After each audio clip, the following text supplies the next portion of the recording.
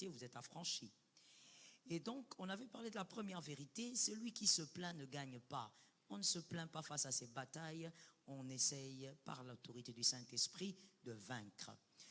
Deuxième vérité, on l'avait dit, celui qui est pressé d'associer n'importe qui dans la bataille perdra la bataille. Dis à ton frère que Dieu t'épargne. Troisième vérité aujourd'hui, la taille de tes batailles révèle la profondeur de l'amour que Christ te réclame.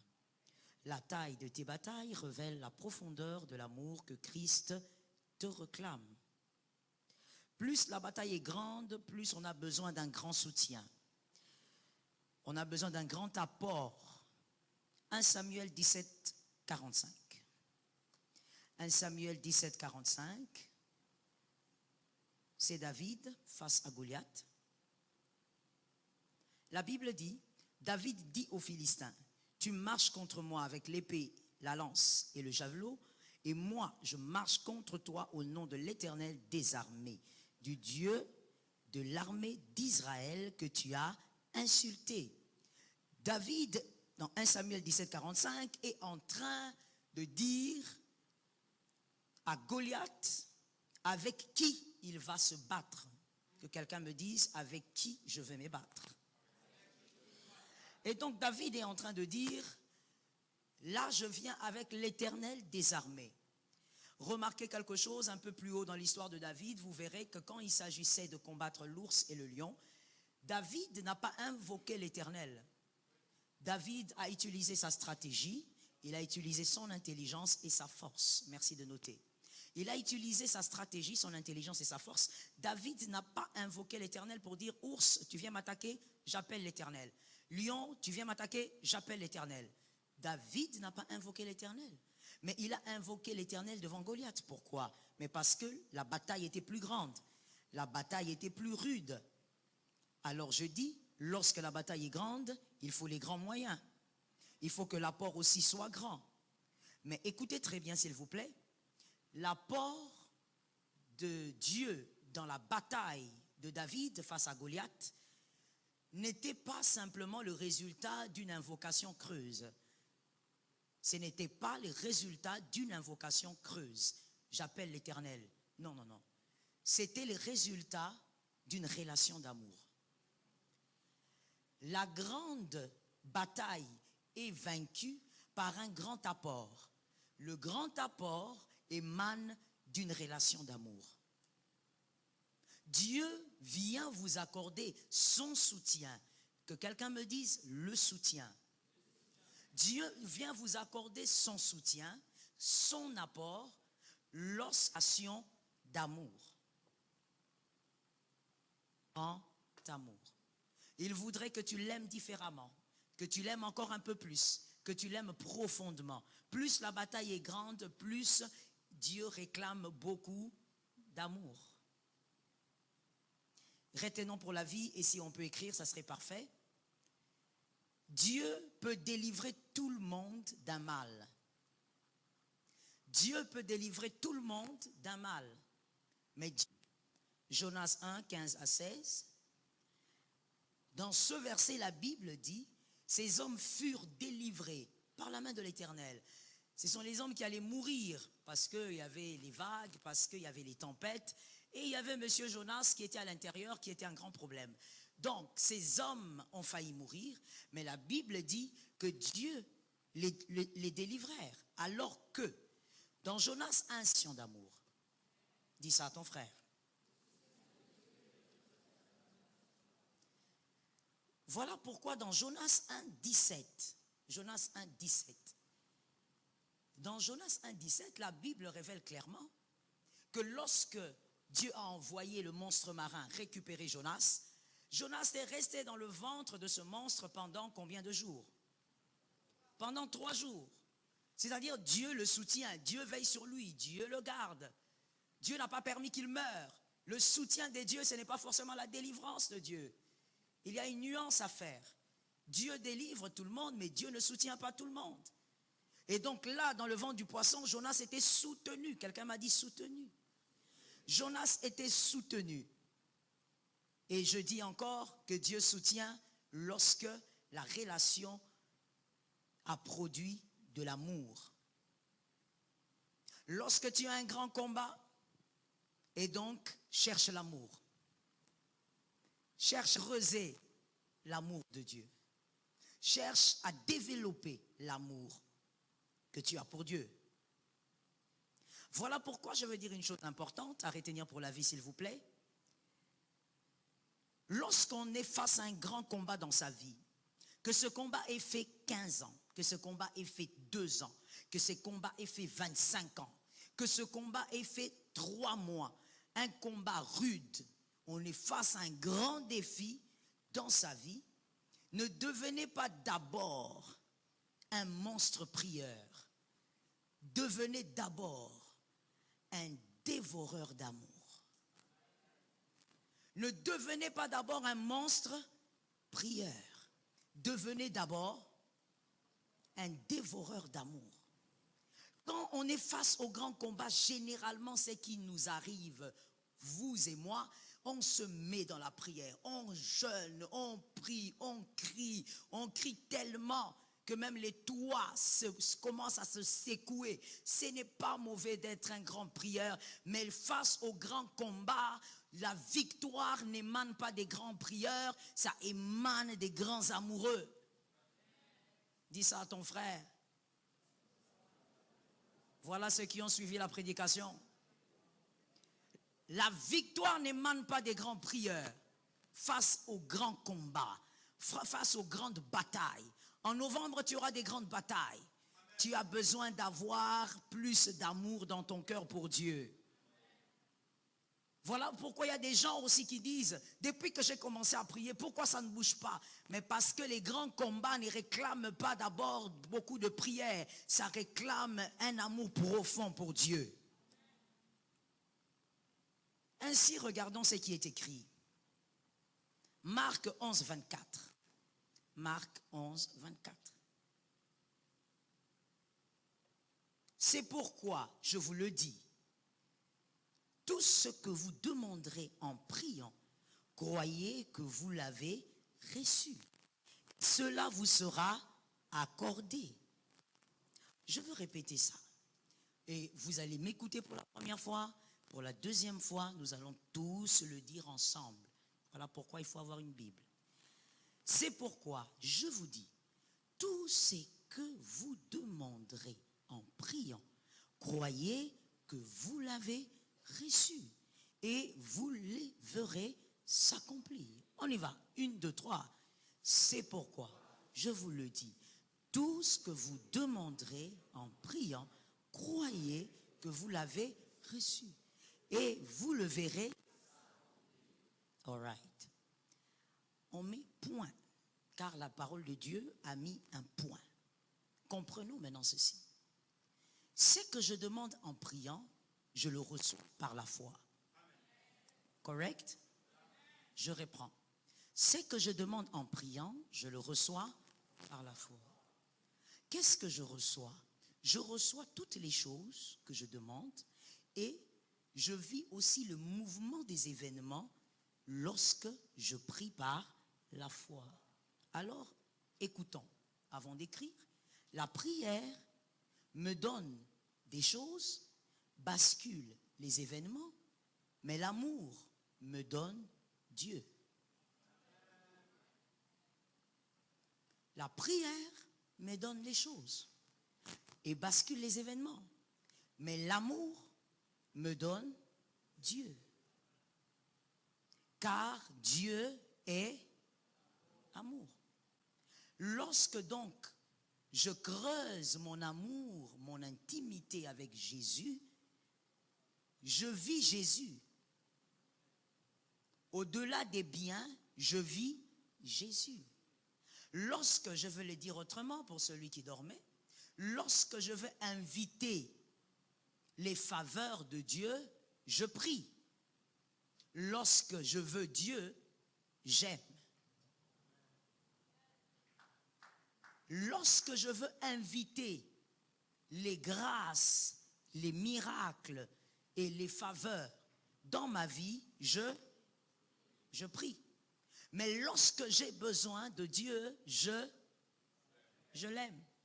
Parce que Dieu répond à l'amour. Je réchoque. Dieu répond à l'amour plutôt qu'à la prière. Dieu répond d'abord à l'amour. Dieu ne répond pas à la prière si il n'y a pas l'amour.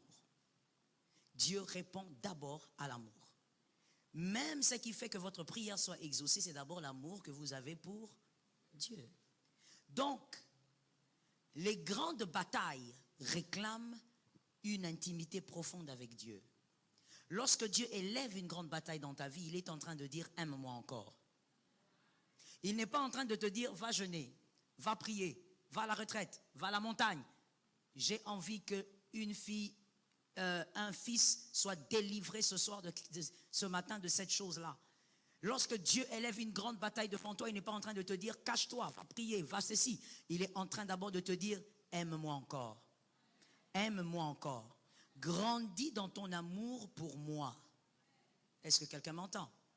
Parce que je répète encore ce que j'avais dit au début, pour celui qui l'avait raté, les grandes batailles réclament des grands apports.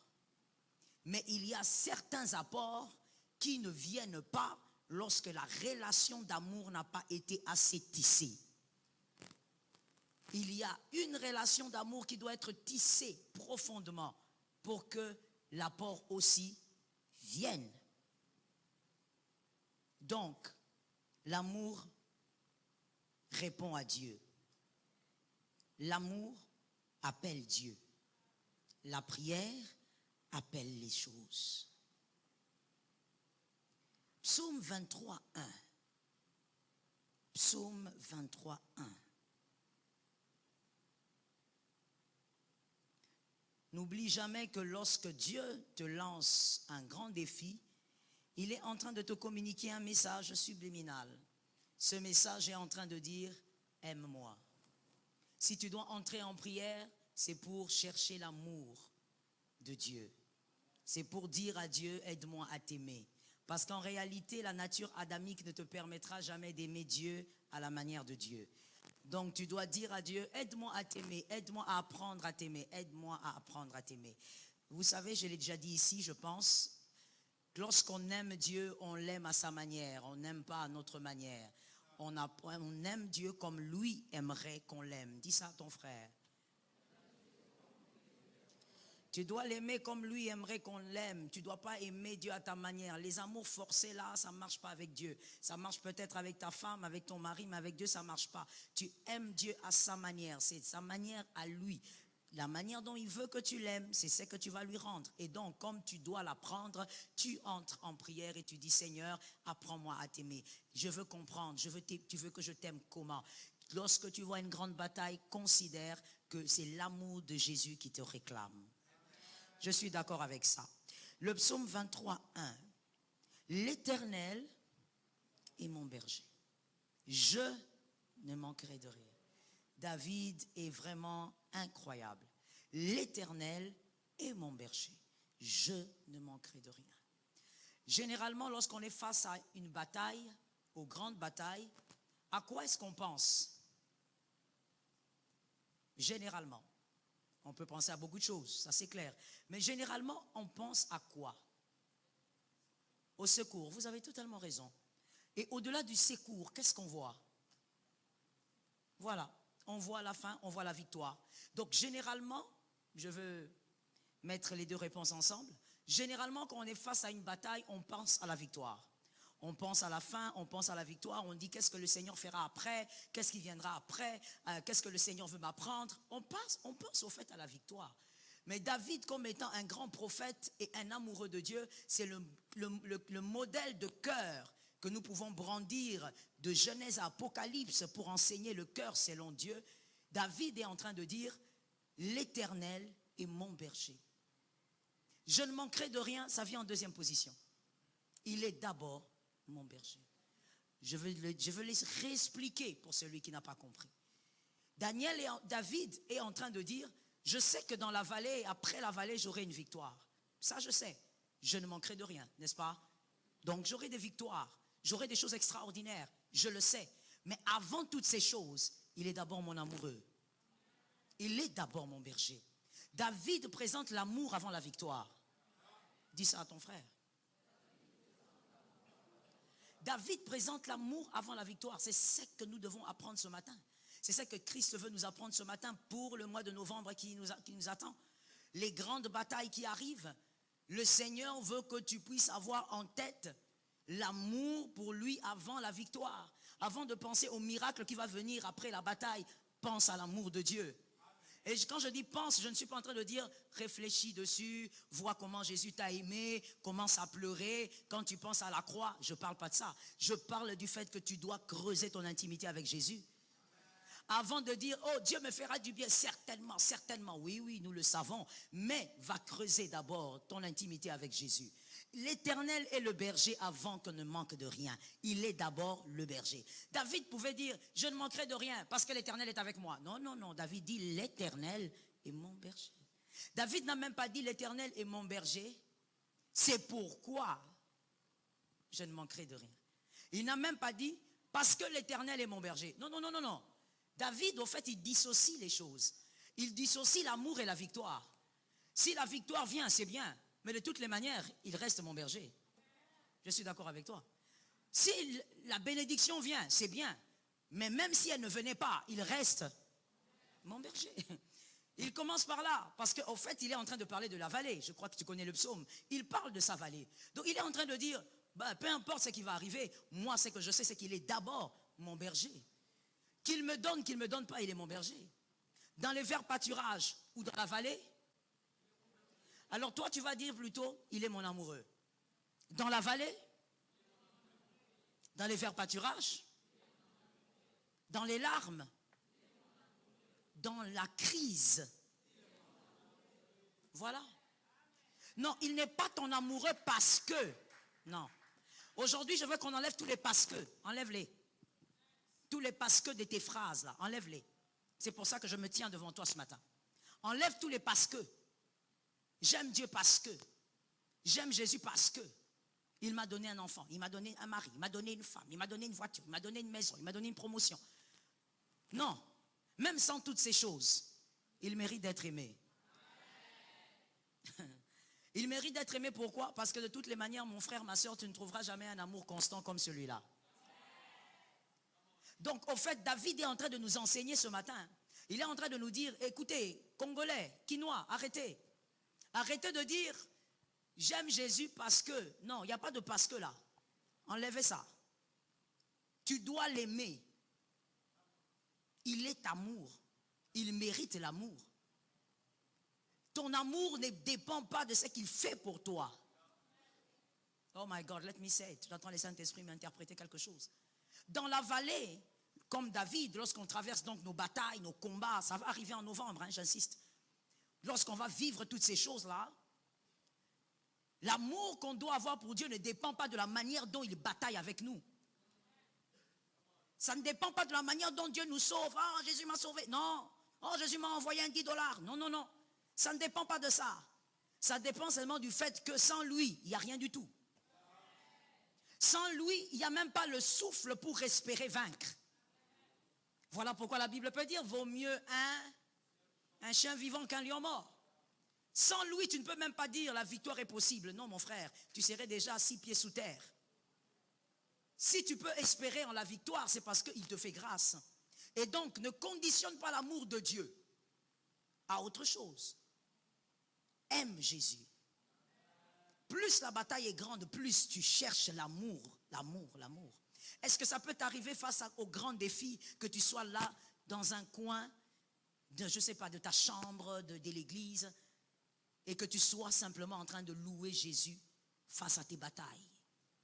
Tu le loues, tu l'adores et tu lui dis, je compte sur toi. Est-ce que quelqu'un m'entend bien? Je t'explique ça autrement. Arrangez-moi le son là, ça me dérange, s'il vous plaît. Je t'explique ça autrement. Tu vois, lorsqu'un père a un fils dans la maison ou une fille et qu'il traverse des moments de crise financière, le garçon ou la petite fille qui est mineur ne peut peut-être rien faire de pratique pour aider son père, pour aider sa mère. Mais tout ce dont le parent a besoin, c'est de la confiance et de l'amour. que son fils lui démontre pendant ce moment difficile qu'il croit en lui.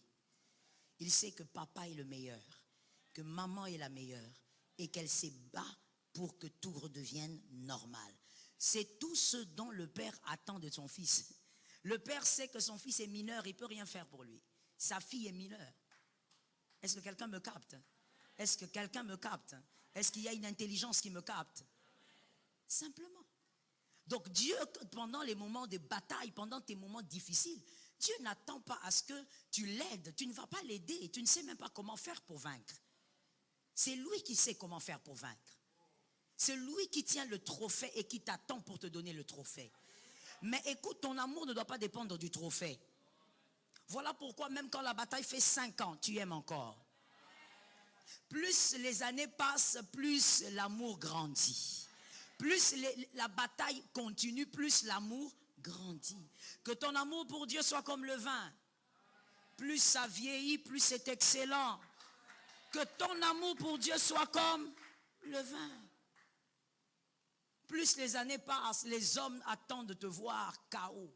Les hommes attendent de voir ta tête baissée. Oh, Jésus va relever ça. Mais avant que Jésus ne relève, moi je commence déjà à célébrer. Avant que Jésus relève, ton amour pour Dieu va down and down, deep and deep, profond, profond. Avant que Jésus ne te sorte de là, tu es déjà en train de savourer, de creuser dans son amour. Lorsque tu es face aux batailles de ta vie, qu'est-ce que tu crains le plus? Perdre la bataille ou perdre la foi? Qu'est-ce que tu crains le plus? Tu crains le plus que les hommes ne voient pas le miracle ou tu crains de perdre la foi? Mon frère, pendant ta bataille, laisse-moi te le dire, pendant tes défis, pendant tes combats, pendant les moments les plus durs de ta vie, ce qui compte pour Dieu, ce n'est pas ton entourage.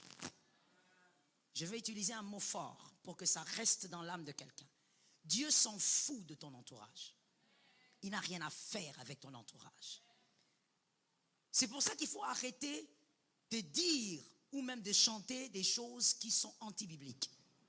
Non, Seigneur, si tu n'agis pas, les gens vont se moquer.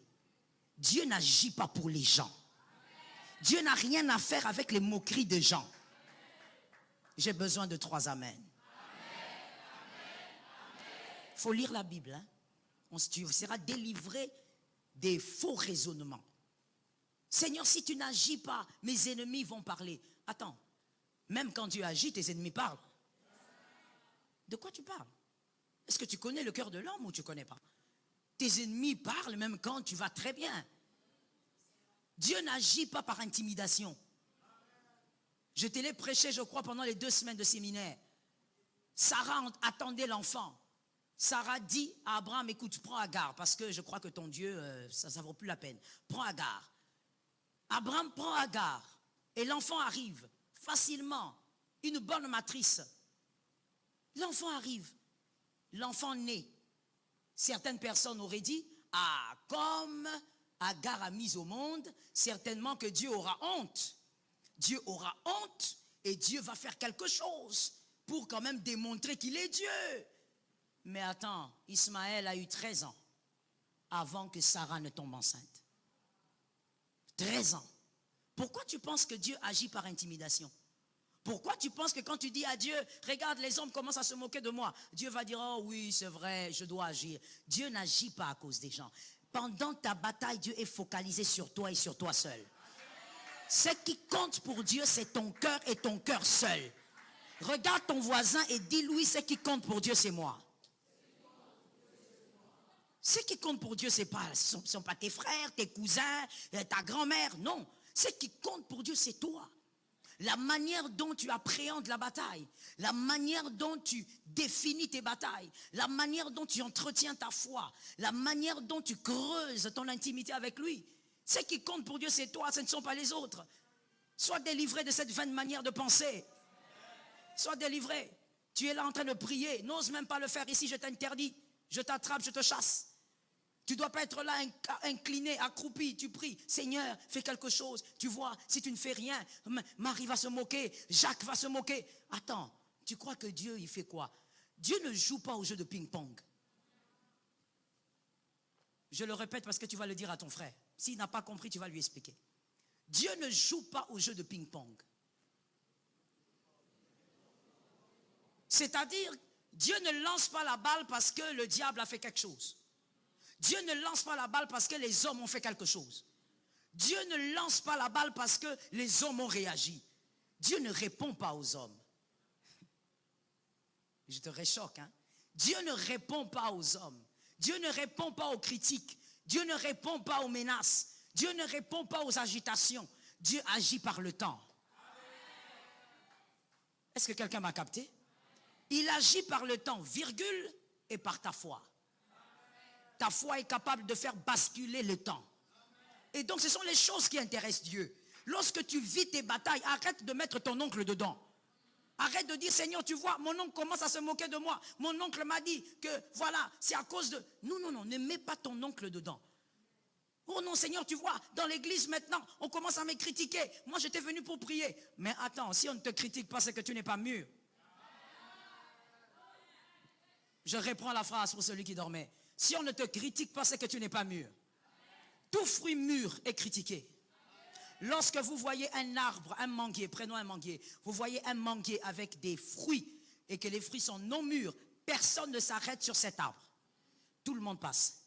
Il suffit juste d'un regard et puis on passe. Pourquoi je m'arrêterai? Tout est non mûr. Mais lorsqu'il y a ne fût-ce qu'un fruit mûr sur un manguier, 2 ou 3 personnes vont s'arrêter. Le premier va dire, est-ce que tu pourras cueillir? Le deuxième dira, je ne pourrai pas, je n'ai pas un bâton. Le troisième va dire, je vais monter. Est-ce que quelqu'un m'entend? Si tu es mûr, c'est-à-dire si dans un domaine quelconque, tu excelles, on doit te critiquer. Si on ne te critique pas, tu es médiocre et tu ne fais rien. Dans un domaine quelconque, si tu excelles, les yeux des hommes doivent se river sur toi. Et ceux qui t'acclameront, t'acclameront. Ceux qui te critiqueront, te critiqueront. Mais Dieu ne réagit pas aux critiques. Il est Dieu. Il n'est pas un réacteur. Que Jésus nous aide. Les grandes batailles réclament l'amour. Quel type de bataille tu as? Quel type de défi tu as? Elles sont grandes?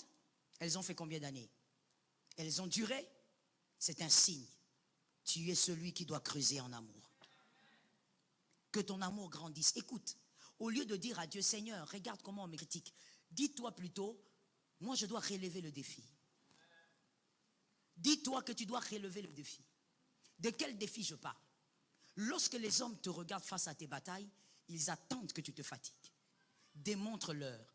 Plus le temps passe, plus tu deviens fort. Est-ce que quelqu'un m'entend bien?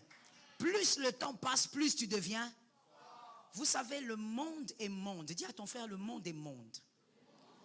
Le monde n'aime pas les héros. Oui. Le monde n'aime pas les héros. Voilà pourquoi dans la plupart des nations, on tue les héros. Le monde n'aime pas les champions. Le monde n'aime pas les hommes qui fonctionnent contre courant. Le monde voudrait que lorsque tu as tes batailles qui ont fait même 3 ans, que ta tête soit baissée. Le monde voudrait à ce que lorsque tu cherches quelque chose que tu n'arrives pas à avoir et que tu es un peu plus bas, que ta tête soit baissée. Le monde voudrait à ce que quand tu manques quelque chose et que les autres en ont, mais toi tu es le seul qui manque, que tu sois en train de pleurer tous les jours et que ta tête soit baissée. Le monde ne voudrait pas te voir manquer et lever la tête. Le monde ne voudrait pas te voir manquer et marcher ta tête droite. Le monde ne voudrait pas te voir manquer d'enfants et sourire. Le monde ne voudrait pas te voir manquer de travail et sourire. Le monde voudrait que tu fonctionnes à son rythme. Tu ne peux pas fonctionner à son rythme. Tu es dans ce monde, mais tu n'es pas de ce monde. Lorsque ça ne va pas, lève la tête. Lorsque ça ne marche pas, lève la tête. Lorsqu'on attend que tu pleures, lève la tête. Lorsqu'on attend que tu sois humilié, lève la tête. Lorsqu'on attend que tu aies le manteau de l'humiliation, Lève la tête. Pourquoi tu marches la tête baissée? On te regarde, on dit, monsieur, toi tu es marié, tu n'as pas encore de travail, et tu es là, c'est toi qui frimes tous les soirs avec ta femme. Oui, mon frère, frime encore. Là, tu frimes le soir, maintenant frime aussi le matin. Le monde est mauvais. Voilà pourquoi Jésus est bon. Il a dit, vous êtes ici dans le monde, mais vous n'êtes pas d'ici. En d'autres termes, vous habitez dans une famille, mais vous n'avez pas le caractère des membres de cette famille-là. Je répète ça pour quelqu'un qui dormait. Tu es dans une famille, mais tu n'as pas les caractères des fils de cette famille-là. Tu es dans le monde, oui, réussis dans le monde, fais des exploits, des prouesses, mais tu n'as pas le caractère des fils du monde. Lorsqu'ils attendent que tu sois démoralisé parce que tu as perdu ton travail, tu vas te démoraliser pourquoi? Parce que la perte de ce travail est un point? Non, peut-être même que c'est un boulevard. Ça tombe sur quelqu'un qui a entendu. Peut-être même que c'est un boulevard. Pourquoi tu auras la tête baissée? Lève la tête et dis-toi, Seigneur, avant que je n'apprenne que j'ai perdu ce travail, toi tu le savais. Alors je compte sur toi pour me faire voir ce qui va arriver. Mais pour l'instant, je t'aime encore. Est-ce que quelqu'un m'entend bien? Laisse-moi parler aux fils qui m'entendent et aux filles qui m'entendent. Lorsque tu es face à des grands défis, à des batailles, à des moments difficiles, lorsque tu as l'impression que ça s'empire, donne une offrande. Donne une offrande quand tu es béni, donne une offrande quand tu vas mal. Je n'ai pas entendu les amens. Dis à Dieu, je te rends grâce parce que toi tu as permis que je perde ce travail. Voici l'offrande, je te rends grâce pour ça. Mon frère, tu dois fonctionner à contre-courant, différemment du monde, que ta tête ne soit jamais baissée à cause de ce qui te manque. L'amour de Dieu est là, c'est suffisant. C'est Dieu qui réalise les grandes choses au milieu des élus. J'ai entendu 2 amens. C'est Dieu qui accomplit les grandes choses au milieu des élus. Fais grandir ton amour. My God, il y a une sœur qui me disait, l'ignorance c'est pas bien mon frère. Il y a une sœur qui me disait, pasteur, moi je peux pas aller évangéliser. Quand vous appelez les femmes évangélisées, moi j'ai pas le courage. Comment tu veux que j'évangélise? Regarde, j'ai 12 ans de mariage, j'ai pas d'enfant. Qu'est-ce que si les gens m'arrêtent, ils me posent la question, qu'est-ce qu'a fait ton Dieu? Qu'est-ce que je veux dire? Je regarde la femme, j'ai dit, oh my God, c'est à cause de vous que certaines personnes dans le monde croient que l'on souille Dieu à cause de ce qu'il donne. On ne parle pas de Jésus à cause de ce qu'il donne. Et d'ailleurs, ne gagne pas celui qui viendra à Dieu à cause de ce que Dieu donne. La chrétienté n'est pas l'école maternelle. Là où nous venons comme ça, quand on arrive, allez, il y a des maîtresses qui viennent avec des bonbons, avec des biscuits. La chrétienté n'est pas l'école maternelle. Nous venons à Christ parce qu'il nous a aimés le premier. Point. Je reprends ça pour celui qui était derrière. Nous aimons Christ parce qu'il nous a aimés le premier. Point. Le reste, c'est un bonus.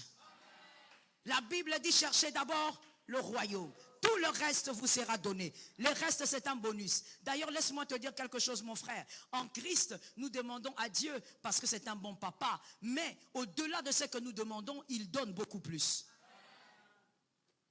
Tu ne peux pas dire à ton âme, comment je vais aller évangéliser? Je n'ai pas de travail. Qu'est-ce que je veux dire aux gens? Dis aux gens que Jésus les aime. Oh my God. Jean 3,16. Dieu a tant aimé le monde, il a donné. Ne dis pas aux gens, venez à Jésus, vous aurez le mariage. Attends, il n'est pas un donneur de mariage. Qu'est-ce que tu racontes? Je parle ou je laisse? Je parle ou je laisse? Dieu donne la femme, il ne donne pas le mariage. Réfléchis. La Bible dit, la bonne femme est un don venant de Dieu. Le mariage, c'est toi qui le fais.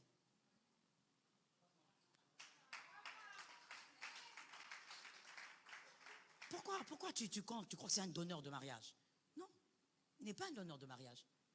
Non. Il a fait de l'homme et de la femme des dieux. Ce sont les hommes qui procréent les enfants. Est-ce que quelqu'un m'entend?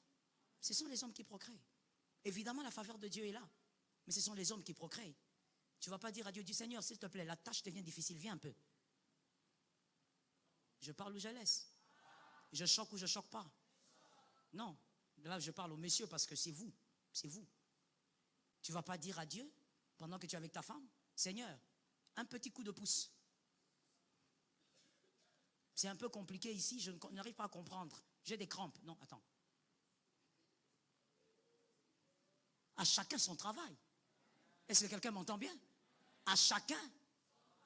Oui, Dieu a déjà mis les bornes. Ne déplace pas les bornes qu'ont placé les anciens. Alors toi, tu es là, tu dis non, moi je ne peux pas aller évangéliser parce que je n'ai pas de maison. Je vis à l'église. Qu'est-ce que je veux dire aux gens? Tu vas dire aux gens, Jésus les aime. On vient à Jésus parce que Jésus nous aime. Le monde ne pourra pas nous aimer. Est-ce que quelqu'un m'entend bien? Le monde ne pourra pas nous aimer. Tu peux avoir un meilleur ami. Tu as ton ami qui s'appelle Léonel, tu l'aimes beaucoup. Tu as ton ami qui s'appelle Enoch, tu l'aimes beaucoup. Et vous êtes au travail, des collègues des services. Le jour où une promotion viendra, qui doit prendre l'un de vous deux? Tu as compris. Le jour qu'une promotion viendra, et il y a vos deux noms sur la table, je t'assure, ton meilleur ami ne te choisira pas toi.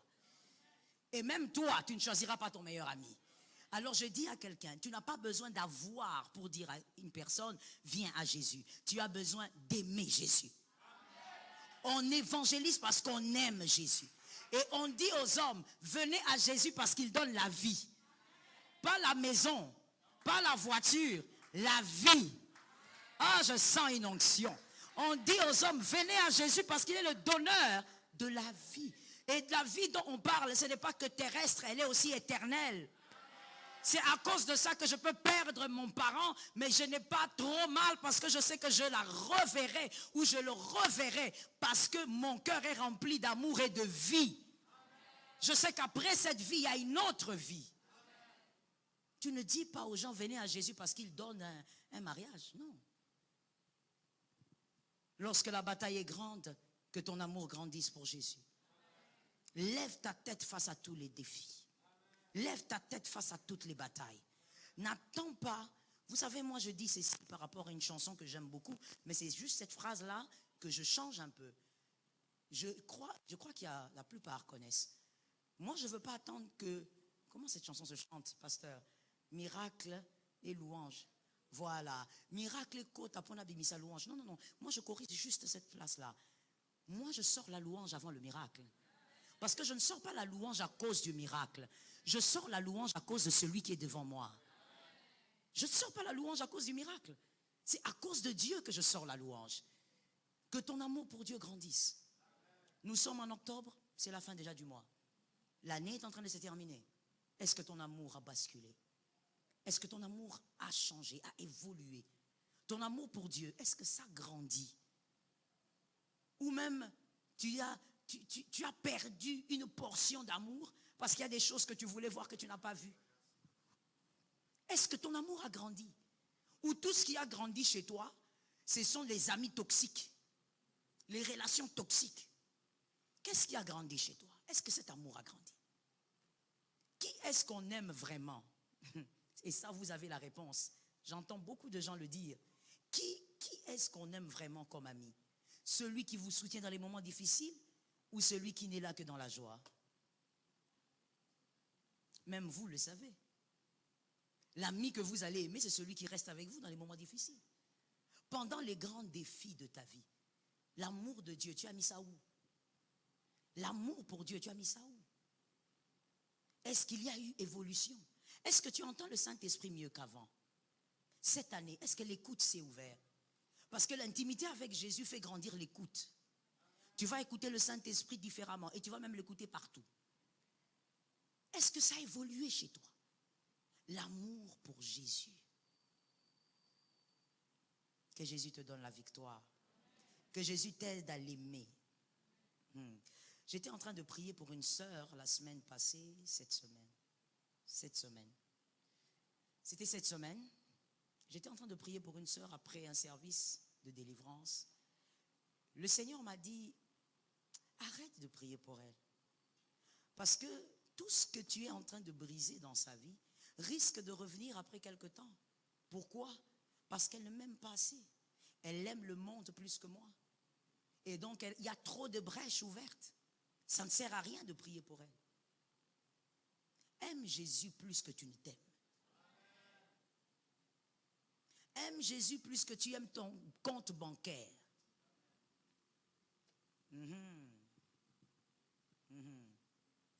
Dis un peu à un frère, aime Jésus plus que tu aimes ton compte bancaire. Ouais, je vois des gens qui souffrent. Juste à entendre la phrase, mais je te vois vraiment souffrir. Hein. Ça doit être dur. Hein. Aime Jésus plus que ton compte bancaire. Si Jésus te dit, non, tout de suite, vide ton compte pour lui, est-ce que tu vas le faire? Est-ce que tu vas le faire? Tu vas dire, Seigneur, attends, je vais le faire, mais attends d'abord que je paye les frais scolaires de mes enfants. Bon, tu crois que Jésus a oublié que tu as fait des enfants? Que tu as tes 10 enfants? Tu crois que Jésus a oublié que tu dois vivre? Apprends à aimer Jésus. Lorsque tu es seul en prière, dis à Dieu, apprends-moi à t'aimer. Dis à Dieu, donne-moi la victoire sur la chair. Parce que la chair aime le monde. L'esprit régénéré aime Jésus. Je répète ça pour celui qui est derrière. La chair aime le monde. L'esprit régénéré aime Jésus. Dis à Dieu, Seigneur, aide-moi à t'aimer parce que ça c'est compliqué. Des fois, le monde me réclame. Je n'arrive pas à t'aimer comme il le faut. Comme il le faut, je n'arrive pas. Dis à un frère, aimons Jésus différemment. Pourquoi Jésus réclame plus d'amour auprès de toi? Parce que c'est à toi que je m'adresse. Pourquoi il réclame plus d'amour? Alors voici la réponse, elle est très simple. Sur la terre, il y a 2 types de personnes. En cette matière. Hein. Il y a des Joseph, il y a des Jacob. Les Joseph nourrissent des peuples.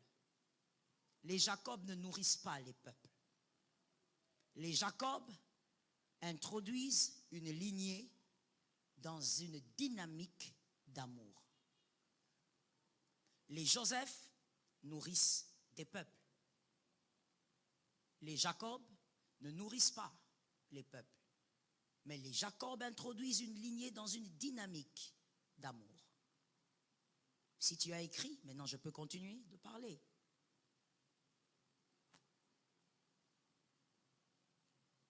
Les Joseph, il y en a beaucoup. Les Jacob, pas beaucoup. Ce sont des hommes que Dieu a choisis dans chaque famille. Dieu a choisi dans chaque époque. Dieu a choisi dans chaque période. Il a choisi des Joseph, plutôt des Jacob. Des hommes extraordinaires. Avant d'évoluer, écrit ça également, avec le leadership de Moïse, Dieu a instauré les Lévites, c'est-à-dire des hommes qui veillaient à ce que l'arche reste de leur côté et l'arche soit respectée. Les hommes qui veillaient à ce que la présence de Dieu soit là. Ça, c'est dans le leadership de Moïse. Et ça continue d'ailleurs jusqu'à Jésus. Dans le leadership de Jésus, Jésus a instauré un chef d'église qu'on a appelé Pierre. La pensée était la même. Garder l'équilibre spirituel sur l'église. Et dans ta famille, il y a forcément un Jacob. La référence de l'amour pour Dieu. Celui qui permettra aux autres d'aimer Dieu, pas parce qu'il le dit, mais parce qu'il le vit. Lorsqu'on le verra, les autres, les membres de famille, vont se référer à lui pour apprendre à aimer Dieu. Celui-là ne peut pas manquer. C'est un Jacob. Et ce Jacob-là aura toujours des grandes batailles parce qu'il doit aimer Dieu encore plus.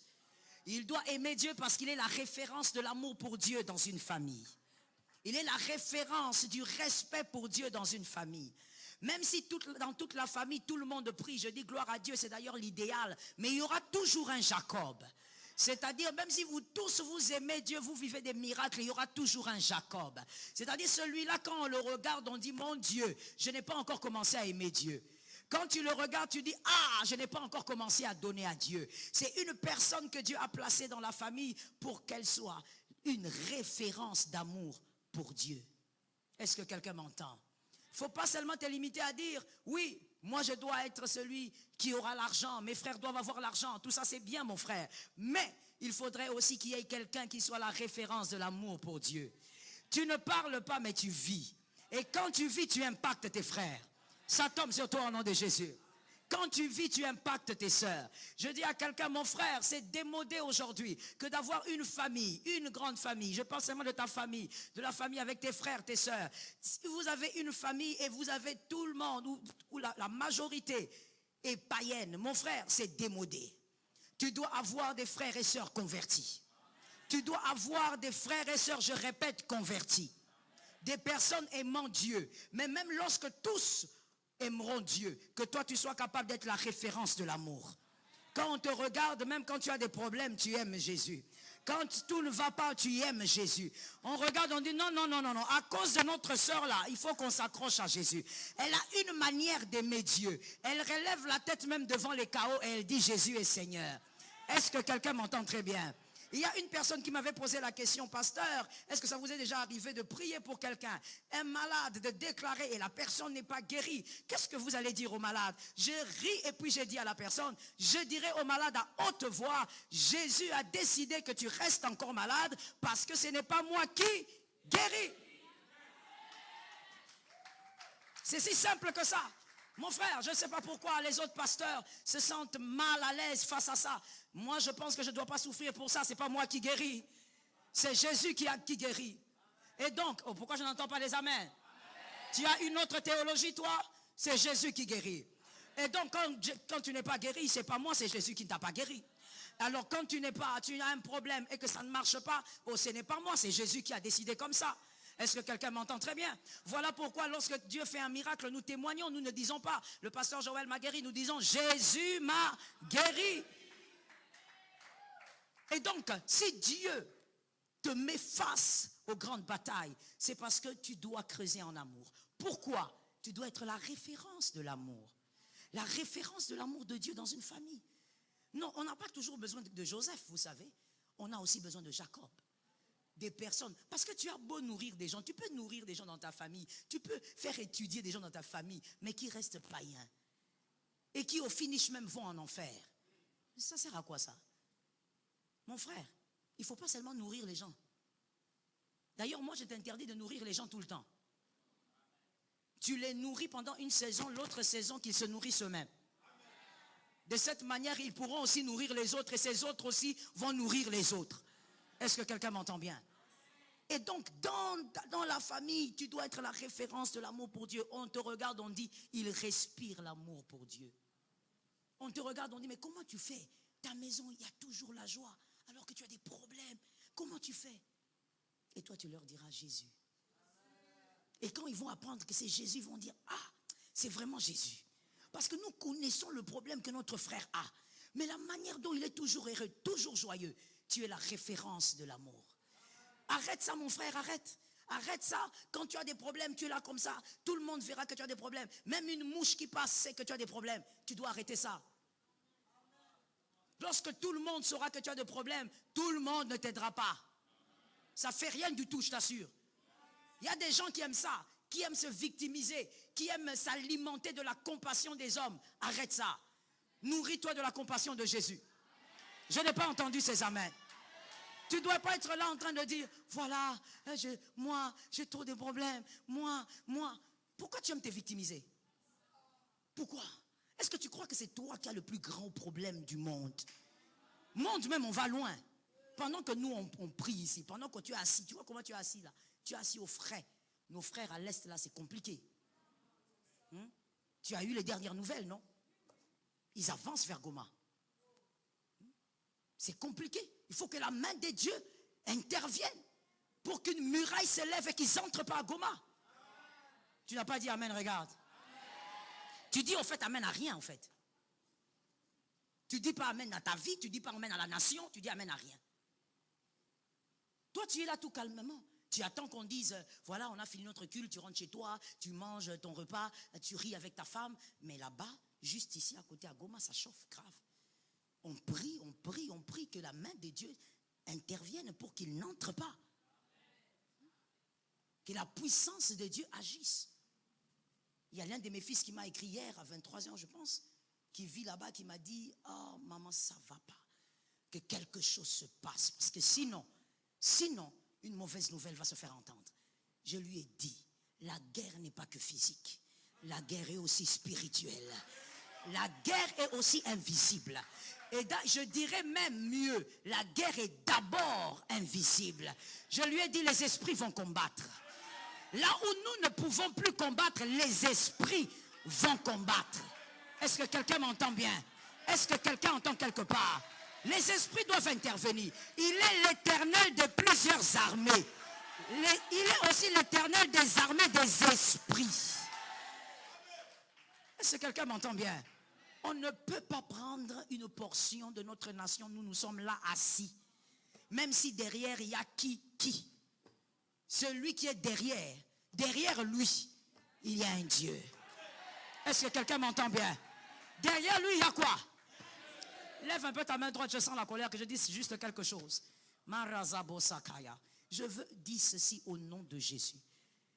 Si l'Éternel des armées n'agira pas à cause de nos erreurs, à cause de nos failles, que Jésus entende les cris des morts, que Jésus entende les gémissements des morts, que Jésus entende les cris de ceux qui sont morts innocemment, de ceux qui ont été détruits, déstabilisés, ravagés, que Jésus entende le cri du sang. Dieu avait entendu le cri du sang d'Abel. Dieu a répondu à Caïn. Que Dieu entende aussi les cris de sang de ceux qui sont morts à l'est. Que la nature se mette à y travailler. Assieds-toi que je termine. Jesus. Je finis en te disant, une centrale hydraulique produit de l'électricité, oui ou non? Elle produit l'électricité par elle-même? Non. La centrale hydraulique produit l'électricité à cause de la chute d'eau. Donc, même si tes frères prient, ils produisent l'électricité, il doit avoir une chute. Il doit avoir quelqu'un dans cette famille qui pourra démontrer aux autres que l'amour de Dieu ne dépend ni d'argent, ni de travail, ni de santé, de rien du tout. Que tes frères soient capables de s'alimenter auprès de toi. Que quelqu'un dise auprès de moi. Que tes frères soient capables de s'alimenter à cause de toi. Que quelqu'un dise à cause de moi. Que tu sois un modèle d'amour. Qu'ils te regardent et qu'ils disent à cause de notre frère là, nous croyons que Dieu est vivant. Parce que tout ce que notre frère vit, c'est impossible qu'il garde cette humeur. C'est impossible qu'il continue à servir Dieu. C'est impossible qu'il continue à aller à l'église. Dieu te met face aux grandes batailles parce qu'il voudrait que tu sois la référence de l'amour que tu as pour lui dans ta famille. Que tes frères s'alimentent de ce qu'ils verront de toi. Lorsque les hommes diront ça ne va pas, toi, ils ont déjà vu la chute, toi tu diras autant il y a la chute, on pourra aussi gravir la montagne. Que tu sois capable d'aimer Dieu, plus ça va mal. Je veux que tu m'aides à dire à 5 personnes, parce que moi j'étais prêché, mais je veux que toi aussi tu prêches. Dis à 5 personnes, je veux apprendre à aimer Dieu même quand ça va très mal. Oh my God. Shababababababababababa. T'aimer encore, t'aimer chaque jour un peu. T'aimer encore, t'aimer chaque jour un peu. Que ton amour bouillonne en moi et qu'un jour ça change toute ma vie. T'aimer encore, t'aimer chaque jour un peu. Saint-Esprit. T'aimer encore, t'aimer chaque jour un peu, juste un peu. T'aimer encore, t'aimer chaque jour un peu. Que ton amour bouillonne en moi et qu'un jour ça change toute ma vie. Mais encore, à ton sens, et tu vas dire au Seigneur, aide-moi à t'aimer. Je ne veux pas mettre les paroles dans ta bouche. Tu as une relation avec lui, tu sauras quoi dire.